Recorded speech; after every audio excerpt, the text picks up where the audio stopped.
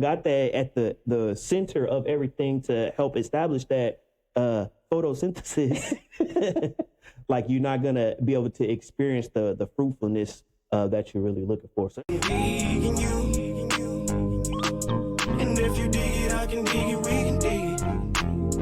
hey, what's up, guys? I'm Fred. And I'm Cece. And this is the Forever Hall podcast, where we have real world conversations about a ton of different topics, all rooted in love, faith, and authenticity. Today, we're going to be talking about the marriage expectations versus the marriage realities. Mm-hmm. Marriage expectations versus marriage realities. I think in today's time, where we live at, Bay, there's so many different ideologies about how marriage is supposed to be. I know we grew up in a society where, you know, some people may come from married homes, some people may come from divorced homes, some people may come from single parent homes. And so with having all those things together, the world can kind of set the expectation of what marriage should be like, opposed to how marriage is, right? So we're gonna dive into that here today. You know, talk about some really good material. You know, talk about our personal expectations that we had before getting married and how it's going now that we are married. And we took some notes. You take some notes? Yeah, I did my homework. Okay, we did a little bit of homework, you know what I'm saying? But we're going to talk about, you know, how the world views, based upon, you know, the internet and social media, things that we researched, how the world views marriage, their expectations, and then the expectations of before marriage as well as after marriage. Mm-hmm. Sound good? I'm ready. Okay, well, let's dive right into it, babe. So, I mean, we've been married, 3.5 years now? Yes. Going on 4 years, going on forever, right? Yeah. You see what I did right there? Yeah. Okay, cool. I just making sure. But so talk to me, babe. Like, you know, what are some things that before us being married or before we were even together, like, what was your viewpoint on being married? So my viewpoint was a little bit, well, it might be very common to a lot of people. I grew up with both of my parents in the household. Mm-hmm. But my mom and dad really didn't have the best marriage. They divorced when I was in high school. So I really didn't know if marriage was something that I wanted. Mm-hmm. But I did have like family members that were married for long periods of time, like my aunts and my uncles. And so I was kind of in between of like, I don't know if I want to get married. It has to be the right person. Like God has to literally put this man in my life. You know what I'm saying? For me to be married. Right. Go ahead. So I did grow up seeing, you know, a lot of like love, Black love, but I also seen like Black love at its worst times as well. Mm. Yeah, no, I can definitely get that. I know for myself, I grew up in a dual parent, married household as well. And you know, wasn't just rainbows and butterflies as well. But, you know, I knew that I was going to be married. You know, I remember being like, in middle school or maybe even elementary school and just like daydreaming in class, like, yeah, I can't wait till I'm married, got a couple kids and a dog, white picket fence, because that was just how I kind of viewed like, you know, the quote unquote American dream, you know, like you go get you a job, you get you a wife and you just do the darn thing, you know? Mm-hmm. And so now that, you know, we are married, I'm like, whew, this is the real deal right here. It's not what we expected. It ain't no white picket fence outside our house. One day. No, I don't even want no white picket fence no more. We got chain link fence. Right, you feel me? Ching ching. Clink clink. Nah, I'm just playing. No, but so with us, you know, like getting married, or let's take it a step back. With us, you know, getting engaged, what was your like expectations? You like, all right, now I'm a fiance, you know, when we get married, it's gonna be like this. Talk to me. Well, first of all, we were only engaged for a year, like less than a year, mm-hmm. because I was so ready to be married. I was ready for the wedding, but I really didn't think that I was ready for the marriage. Mm-hmm. But, you know, because we were already like living together, so that kind of eased a lot of like the uncertainty. But then when we got married, I felt like there was this weird like expectation that people would put on us of like, oh, okay, now you guys have to have a baby.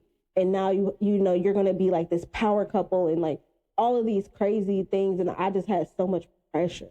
Mm. And I don't think people meant to do that, but it was so much pressure to be like the perfect wife. And especially because like I am like the only one of my siblings that are married. I'm the only one out of a lot of like my cousins around my age group that are married. So it was a lot of pressure of like, okay, you know, like y'all gotta make this work. Like Right. y'all have to be perfect. Even my mom was like, if y'all don't work out, we all going to marriage counseling together, which is cute. Like it's definitely Mama a cute, Grace. right? It's a cute sentiment, but it's also a lot of pressure because like when we go through normal things in our marriage, you really can't turn to your family. You really shouldn't turn to your family for everything. But I really felt kind of lonely in that because I knew that I could not talk to them about those things because they expected so much from us. Mm-hmm.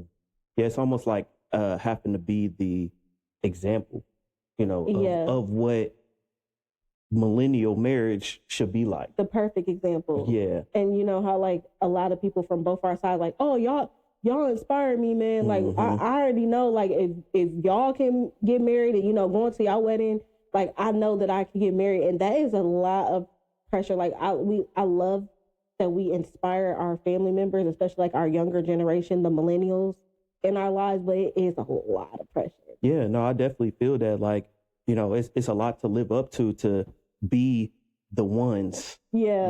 I mean, not to like, put more, glory than what we should have or anything like that, but like to be kind of the first ones in on both of our sides of the family. I mean, I have other, cousins and my sister's married and things like that, but kind of in our age group that are married from both sides, like, yeah, that is a lot, because people, kind of look up to that in ways that we don't even understand. So, no, I definitely feel you there.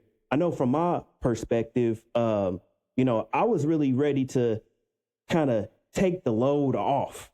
So before we got married, when I was living by myself, before we started like dating and moved in together. So I was living by myself and, things that I hated to do, like folding clothes. Oh my God, doing laundry as it is, washing dishes, right? So all these things that like, I thought, oh my gosh, if I had a wife to do all of this type stuff, like, boy, my life would be 1,000 times easier, which it kind of is. Kinda. Because I be doing like my laundry too sometimes. No, I'm just playing. But no, I definitely thought that like it would be a big load that would be taken off of my life and having to do those things. But quickly did I find out that that's not necessarily the case. If anything, it adds a bigger caseload, right? Mm-hmm. So like I might have, I might not have to cook every single meal, right? But I got to make sure that the house is secure every night, right? I might not have to fold my drawers, but I got to make sure that the grass is cut. I got to make sure that, we taking care of things at home. If your car pop a check engine light, you coming to me. Sure am. You sure are. Every time. Sure do. So, initially I always thought that it would just be easier, like having a spouse, having a wife would just take a total load off of myself so I could be able to do my thing. But what I didn't realize was that it actually adds a bigger element to that. That's good. Mm-hmm. Mm-hmm. And so, but no regrets over here. I'm happily taking on those extra tasks. Put them on me. Backpack. I know that's right. I think we were singing two different songs. No, I was talking about for myself. Oh. Yeah. Okay, I had a song, you had a song. All right. That's how I felt. But that's cool. Well, shoot, let's take like a deeper dive into, some of the things that we researched and look at how people in the world kind of view marriage. So we got things from a ton of different sources. Some websites like are too long to even cite. So hopefully I just take our word for, the things that we say that we found online and found on social media. But the very first thing that we seen is, at least for the beginning or before marriage, is that marriages should be 50-50. Ooh, that's a big one. And I feel like everybody knows that that's like a common misconception. Mm-hmm. What does that mean to you? Like, what is your view of 50-50 in a marriage? So 50-50 in a marriage is like you do all of the manly things, the traditional manly things. You're the breadwinner and you do everything outside of the house. You take out the trash, you cut the grass, you do all of that. And the women, like we cook, we clean, we tend to the children, like we're the house managers. Mm-hmm. We take care of everything in the house, which, sometimes that is the case, but that's like 50-50 to me. It's like you do the traditional men things and women do the traditional women things, and that's your half of the marriage. No, I definitely get that. What do you think about like when it pertains to finances? 50-50 split. So 50-50 split marriage, I don't feel like that's a traditional thing. I think traditionally people don't see 50-50. They feel like the men has to take care of everything, and whatever the woman makes, like, it's just for her. So I don't think that, what I've noticed is like 50-50 is not a common thing for a marriage. People don't see that as a good thing in their marriage. Generally, yeah. And I think that there's like, one, I 100% believe in the 50-50, but not in just terms of cutting everything down the middle. It's more so like what you were saying, where, you know, the men do more manly things, the cutting the grass, the getting the leaves out of the gutters, fixing things that are broken in the house, and then the women do more quote unquote womanly things, like, cooking the food and making sure that the clothes is folded and things like that. I know for us though, we kind of combine those things a little bit. I mean, not everything. You definitely ain't about to be outside cutting nobody's grass, for sure. But it's been times where you cook a meal. We actually set up a thing where you have weeks where you cook meals. I have weeks where I cook meals. Folding clothes, like it's really a toss up on the folding clothes, because I know you don't like folding clothes either. So yeah, but I do appreciate you taking on that, because that wasn't something like for the first couple of years of our marriage. I always felt like like my ministry to my family was to cater to y'all and cook for y'all and clean for y'all. But as a full-time mom and like going back to college, that got very stressful very fast. And when I came to you with that, instead of being like, traditionally you got it, you like, well, me and Maceo can do our own laundry. And, you started to take off the traditional loads that made our marriage like so much better, because I was feeling very overwhelmed. And I feel like it's really important that in a marriage, you don't just see the traditional, this is your role, this is my role. I think it's important to see that what your partner needs and be there, and fulfill that need. It's like almost, instead of it being 50-50, it's really 100-100. For sure. Because it's like 100% of me is making sure that, not only my personal needs are taken care of, but you and Macy are taken care of. And I would imagine it's vice versa from you as well. Yeah, no, I really love it. It's not 50-50, because you're not giving half of yourself in your marriage. You're giving your whole self to your marriage. And it is important that like you're always striving to give your best, because your partner is also striving to give their best. Okay, boy, you preaching it here, ain't you? I'll be trying. The Lord be speaking to me, okay? Okay. Well, cool. Let's move to the next one. This is also pre-marriage. Marriage is about personal happiness. Let me give you a little bit of insight. So it says that marriage exists to make me feel fulfilled, like that individual feel fulfilled, seen, and emotionally satisfied. And if it stops making me feel happy, then something is wrong. So what is your take on marriage about personal happiness? Oh, that is one I think is very close to me. Because marriage is not going to always be rainbows and butterflies. Marriage, you're not always going to be happy in your marriage. There's going to be times where you don't like your partner at all. You know what I'm saying? But that doesn't mean that you stop loving them. Facts. That doesn't mean that you stop showing up for them. But it also doesn't mean that you just let everything slide. It is important to communicate with your partner and explain like the unhappiness. Is this something that is like something that you need to work on within you?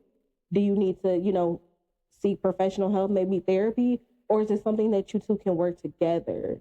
You know what I'm saying? What do you think? Yeah, no, I definitely agree with you there. I think happiness, yes, you want to be happy in a marriage. Like no one wants to be, unhappy or feel unfulfilled or unseen in their marriage. Yeah. However, there are ups and downs to everything. Whenever two people come together and say, I do, to create the forever hall, right? Yeah. Like that means, for sickness, for health, for better or for worse. Like that's why those things are being said whenever you're at the altar, because it's not always going to be happiness, yeah. And it's not that, the opposite or the spouse is intending on making you not happy, or, you know, they intentionally want you to be sad or anything like that. That just unfortunately happens sometimes. But I think you hit the nail with the hammer, is that it's really about the communication and expressing like, hey, like what you're doing is making me unhappy. Mm-hmm. And if that's your spouse, someone who's with you forever, right, why wouldn't they want to change those things? Like happiness is something, I mean, individual happiness, yes, you seek that, but it's also something that you continue to build as you are one flesh, right? Something that you should seek together as one flesh. Like happiness is more so the fruit that gets, you know, created from y'all togetherness tree instead of the actual root of the familyness tree. It's the fruit. It's the fruit that gets created from that constant intimacy, from that constant communication, from that constant being open and being vulnerable with each other. Like that's where that true happiness gets created. There could be a whole nother level of happiness that you may not even know that you can achieve until you do that with your spouse. Yeah. So like if a person thinks that, oh, well, I need to be happy all the time in your marriage, well, best of luck for you. I mean, if I was happy all the time in my marriage, I'd be a little scared. Yeah. Because something's wrong. We just not speaking on it. Mm-hmm. But also I do want to touch on like the fruit, because like, you know, when you're watering that tree, it's watering it in love and compassion and, you know, acts of service, finding the love language for your partner. But it's also the son. You got to keep Jesus in the middle. Talk to him. Okay, you got to keep the Lord in your marriage if you want it to succeed and you want to have a fruitful tree. Absolutely. Yeah, I mean, you could do all the watering, you could do all the cultivating, all the nourishing. You could talk, communicate. But if you don't got the son, right, or the son, ooh, if you know, you know. If you don't got that at the center of everything to help establish that photosynthesis, like you're not going to be able to experience the fruitfulness that you're really looking for. So that's good. Well, you better become a pastor, ain't you? No. Okay. Well, let's move forward. Okay, I got one more. I got one more that's like pre-marriage, and I think this one's really good. Okay. So before marriage, some people say, I just need to find the one. It says there has to be one perfect person who will naturally fit me. And if there is conflicts, that means that we're not the one. Okay, interesting. So first and foremost, the one that you think does not matter. The one that God has for you is what matters. And so I was also one of these people, like you have a big long list of like all the things that you want in a person, and then God gives you the total opposite. I mean, like all the total opposite of like certain aspects. Of course, they're still a great person, you know, because God made them for you. But I think you have to get out of that mindset of like, you have to find the right one, because you're not perfect. Right. But you're perfect for someone. Okay. And like, you know, they're not perfect, but they're going to be perfect for you. So I think it's really important to get that mindset of like, I need to find the right one and have like this list, because your list is probably different than the list God got for you. 100%. And I honestly think that's kind of selfish, right? To say, oh, I need someone who fits me 100%. I need someone that goes together perfectly with me, opposed to thinking, okay, how can I become, you know, the best husband or a better husband or a better wife? Not that, oh, I need somebody who's going to be on my time, my schedule, my this, my that. But instead of thinking that way, it should be more so, how can I prepare myself to be, you know, equally yoked with someone else, where it's able to be 100 instead of, you know, 100-0 or 0-100, you know, however you may look at that. And I think that, you know, compatibility, whenever we talk about people, you know, being together, that's something that also has to, you know, mold together as well. Yeah. Like that's why they say opposites attract, you know, because you got somebody who could be, you know, as far right as right, and you can have someone be as far left as left, and until they actually begin to communicate with each other, come together as one, do they see that, oh, actually, we're creating a whole new thing as it is from our different sides of polarity. Mm-hmm. So I definitely think that instead of focusing on how can this person be good for me, it should be more so how can I prepare myself to be a better wife or a good husband or a good wife. Amen. And I just want to speak I just want to touch like really quick on like from a woman's perspective. Mm-hmm. It says in the Bible, he who finds a wife mm-hmm. finds a good thing. Okay. Not he who finds a woman who's ready to be a wife. Not he who finds a girl that wants to get married. It's mm-hmm. he who finds a wife. So you should already be a wife before you meet your person. Mm-hmm. So it's really important to get in like a wife mindset. When I said like, oh, I was ready for the wedding, but I wasn't really necessarily ready for the marriage. Mm-hmm. I was preparing myself to be a wife, though. I was, getting into my word. I was really reading books. We did premarital counseling. They gave me different perspectives of like what a godly wife is or like what it means to be a wife in the Bible. Mm-hmm. And so it's important that you become a wife before you become a wife. And you become a husband before you become a husband. Amen. Amen. Well, cool. Let's switch it up a little bit. I know those are things that people often think about, before they get married. Mm-hmm. Now let's take a look at some expectations that people have now after they've said I do, now that they don't carry their wife through the doors, and then reality begins to settle in. Yes. Right. Because there's times where it's like, all right, we married now, this should be like this. Oh, we married now, this should have been like that. Mm-hmm. Why isn't this like that? Why isn't this like this? So I think it's important to touch on those things as well. Let's do it. And so one world-formed expectation after being married is my spouse should always understand me. Ooh. Love equals mind reading. Mm. Explanation feels unnecessary. Mm. You should just know how I feel. Yeah. We've been married for 3.5 years. You should just know. You should know me. Yeah. You should know me by now. Right. You don't know me, you don't know. Right. I guess you don't. Who say that? Not you. No. But I did in the beginning. Like in the beginning, I really wasn't the big communicator. Mm-hmm. I felt like you learned me. And so at sometimes like you knew me better than I knew myself, mm-hmm. literally.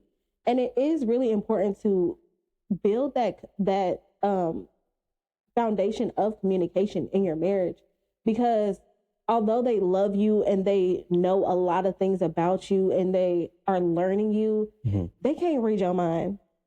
Okay. And there are times where we need things that our partner just doesn't know. Now they probably want to know. They probably, want to be there to supply whatever need it is, but it is important to communicate that.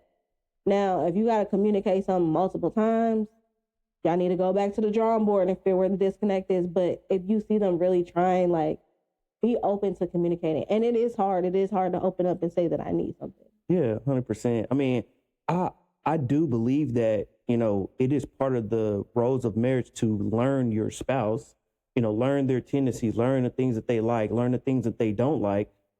But nobody's perfect. Yeah. And can't nobody really read minds like that. I think, and don't shoot the messenger here, but I think that's very, like, sometimes that's like a woman thing where it's like, y'all be expecting us to just know, like, right off the bat what the problem is, what we need to do, how to fix it, how to even prevent it from ever happening. And I think a lot of times for us as men, we're very much like, okay, it could be 1, 2, 3, 4 different things, but until you actually talk to me and let me know like what it really is, how are we supposed to be able to fix it? Yeah, and I'm gonna speak for the women right now because most women are very emotional, mm-hmm. and most men are very logical. Absolutely. And when you feel very safe in your relationship, even before marriage, because I was going to you to solve a lot of my problems before we even got married. But when you feel safe in your marriage or your relationship, like you're my person, like you're my solution. if I have something going on, like, I'm going to go to you because I trust that you can think about it in a more logical way. And 9 times out of 10, you have a great solution.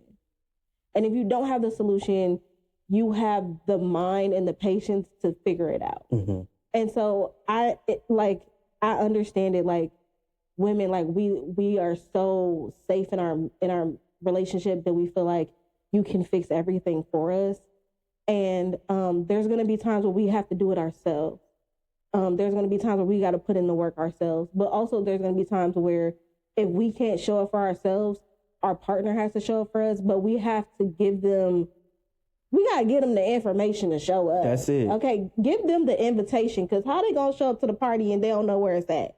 Absolutely. Like, when it starts. Absolutely. Because I think that, like, well, I know for as men, and I'm really speaking for myself here, but I think I can represent men here, is that we want to solve y'all problems. Like, that's part of how our DNA is wired to, oh, my woman is having an issue. Okay, let me figure it out. Let me solve it for her. If she's hungry, let me get her some food. If she's tired, let me go lay her down. If she's sick, let me go get her some cough syrup, whatever it may be. Like, that's just in our DNA as wanting to be providers, to be able to take care of y'all when y'all are in need. The disconnect comes from when y'all just don't let us know what the need is. What is it? Because we might react to 100 different things the same way. Yeah.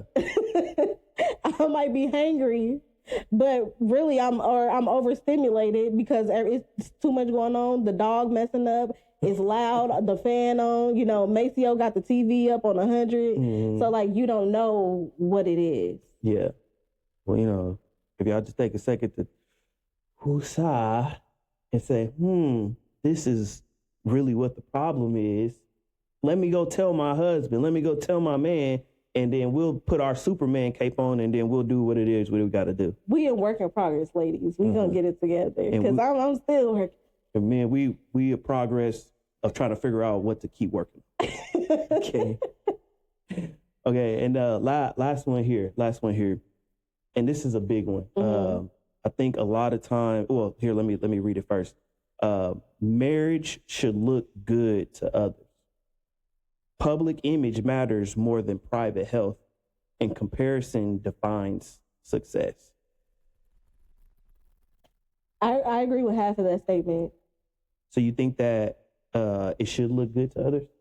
I think it should look good to the public. Mm-hmm. I think that it's a time and a place for everything, and you should have a safe space. Like, you should have, like I was talking about, I felt very alone in my marriage when we went through, like, you know, certain little arguments or something. I didn't have anybody to talk to, because I felt like, you know, we had to look and feel and do perfect.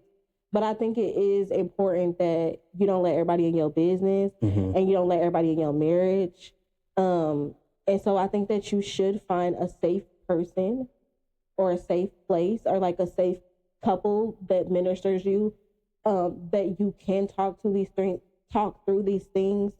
But I don't think you should tell everybody your business. And, like, if we into it or something or arguing, we not doing that in public. That's ratchet. We can argue in the car. Yeah. I mean, I think it's about priorities. Yeah. Like, if your priority is to look good to other people, like, you already starting off wrong. Mm-hmm. Like, the priority is to have a healthy marriage. Yeah. Right. Where you are, you know, able to communicate with each other. You are able to get through the rough patches or whatever they may be. And I think the byproduct of that is that your marriage looks healthy, mm-hmm. to the eyes of other people. So I kind of agree with you there. Like, you know, it should look good, mm-hmm. but not because you want it to look good, not because that's what we make an intent on showing, is that we have, you know, a really good marriage and successful marriage and all these things. Like, that shouldn't be the intent. Mm-hmm. The intent is to actually have a good and successful marriage, and then, you know, that gets displayed. Because I think one thing that, you know, that really grinds my gears is when people make their lives just look too perfect. Yeah. Especially like things like social media. You know, I mean, that there's a place with social media to be able to, you know, look like you got the finer things in life and look like everything's going good.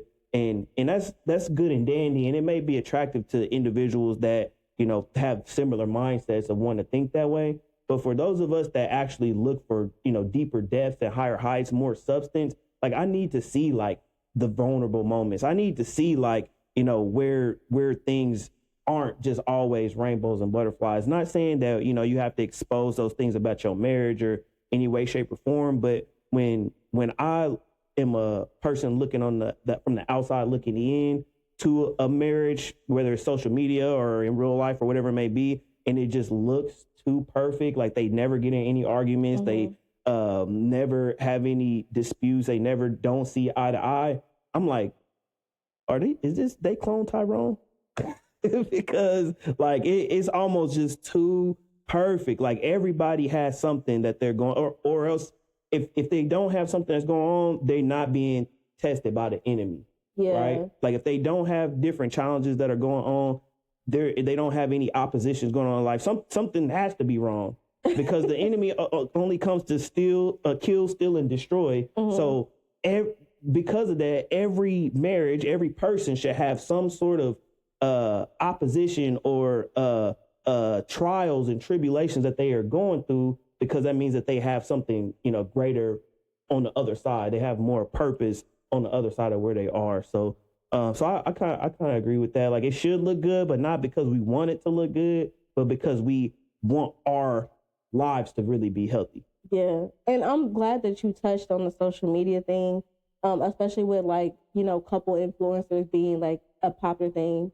And so you do have these people who are couple influencers who were together for a long time. It was a couple actually recently.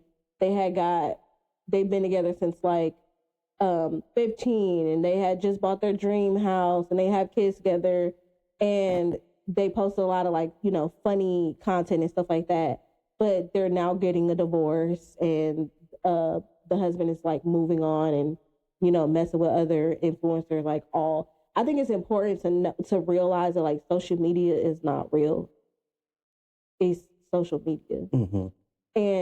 But I do kind of disagree with you saying like y'all shouldn't always like be like rainbows and butterflies on social media, because we don't air our dirty laundry on social media. Right. Like we don't post negative things on our social media.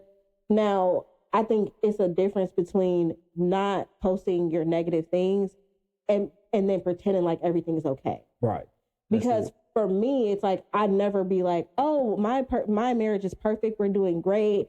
Like couples goals, you know, whenever somebody be like, oh, y'all my couples goals, I'd be like, don't do that, because we go through stuff too, and we work really hard in our marriage. And like your own couple, like you should be your own couple's goals, because you never know what somebody's going through. So I think it is important to like not put your business out there like on social media when you get mad. You know, you don't always got to show the lows, but I think that if you only show the highs, don't speak like y'all perfect, because you know you got some lows. Definitely. Yeah. Definitely. That's good. That's good. One final takeaway before we go. Like, what's one expectation that you had before being married that now that we are married, you had to unlearn?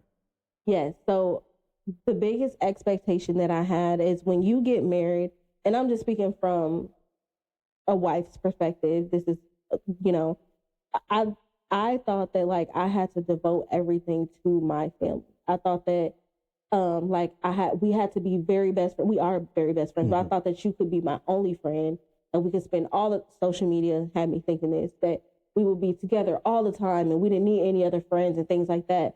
And that very quickly was like that fake thing, like that fake fantasy, like shattered, because you were more of like a social person. I was more of like an introvert. I really didn't have a lot of friends. I didn't go anywhere. I was a homebody, but you did. You had friends. You went out periodically.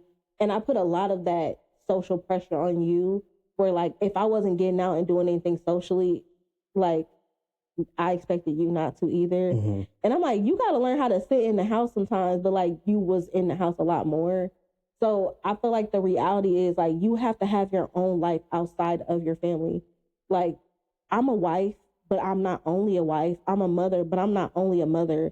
I am Sierra. I am Cece. I'm my own person. I have my own friends. I have my own social groups, and also I have a best friend who's my husband. But being a wife doesn't define me. It's just one of my many titles that makes up me. 100%. I think one expectation for myself is that I had to learn how to lose, if that makes sense. So I had to learn how to, if things weren't necessarily going my way, or if my personal agenda that I wanted to have, met, that if you weren't seeing eye to eye with that's not a problem. That's okay. If I have something that I personally want to do, or I have this vision for what we are supposed to do and how we are supposed to get there and what we need to be doing, if you're like, okay, I like that vision, but this is where I come in with that, then it's like, no, that wasn't the plan. My plan was for you to do this and do it this way and only this way. And, quickly I'll say quickly, but after a while, I had to realize, like, okay, there's no point in me even fighting this battle, because you're going to have, your own way of thinking. You, again, this is 100. It's not 100-0. Like, you not no robot, I don't got no controller to tell you what you need to do, how you need to do it, or anything like that. Like, you your own woman, like, and you are able to make decisions on your own. So why should I plan, even though for me as a man and a husband wanting to be a provider,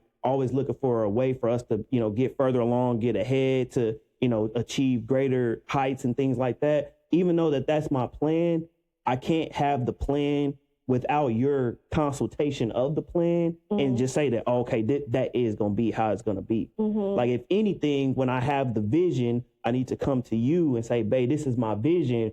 What do you think about this? Instead of, this is what we're going to do. Now, don't get me wrong. There's certain times where it's like, if push comes to shove, if we need to get out of an emergency situation, if I need to take action, then it's like, all right, this is the plan. This is our route that we're going to take. But when it pertains to both of our lives advancing further, I have to, meet with you to see how we are going to do that, opposed to just thinking, okay, this is how we're going to do it, and this is how we're going to execute it. Yeah. So it took me a while to get there, but I'm there, babe. I'm there. Sheesh. No, I'm just No, playing. you are. You do include me a lot more in things, and I do see that. Absolutely. So I appreciate that. Well, thank you. No, I really do appreciate that. Now, if there's a one sentence summary that you could say about our episode today, what would that be? Expectations versus realities of marriage. One sentence to sum it all up. It's important to remember that social media isn't real. Your marriage evolves, and it's important that you evolve with it. Absolutely. If I got one, I would say that it's important for you to become the right person, than to try to find the right person. It's important to become the right person instead of try to find the right person. I love that. Yeah. Well, cool, guys. Well, that's all we got for you here today. Hopefully you found some value in it. Again, we're not any, PhD professionals on love, marriage, psychologists, or anything like that. We just real people having real conversations, all rooted in love, faith, and authenticity. We just want to make sure that, you guys always remember that it's not the long haul, it's forever. Thank y'all so much for tuning in to the Forever Haul podcast. If you enjoyed today's conversation, be sure to like, subscribe, and connect with us on all of our socials. Until next time, keep choosing love, faith, and authenticity.